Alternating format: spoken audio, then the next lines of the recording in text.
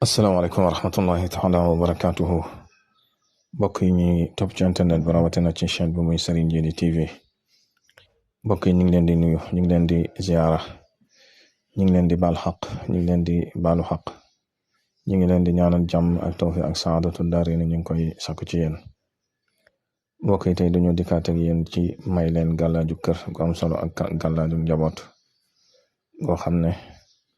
lu baax lay doon ci kër ak ci njaboot gi incha allah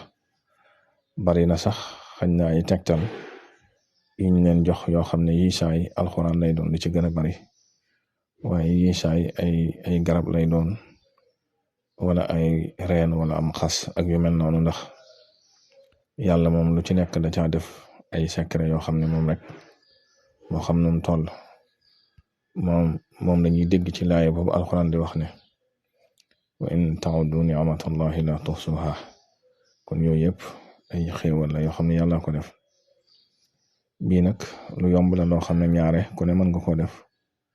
wala boog ku ne mën nga koo defloo su ko defee da ngay wut li ñuy wax xobi dugóor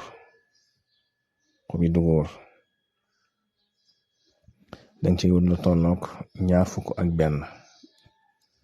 fukki xob ak benn mooy 21 xob bu ko defee xob bu nekk nga jàng ci benn lixlaas yi mooy xul huwallahu ahad ba mu jeex kon muy ñaar fukki lixlaas yi ak benn su ko defee nga suul ko sa kër foo ko mën a suul nag baax na waaye su fekkee ne mën nga ko suul foo xam ne lu mel ni ci buntu kër gi ci biir buntu kër gi nga xam ne njaboot gi dañ koy jéggi di dugg ko génn moo gën ko defee nag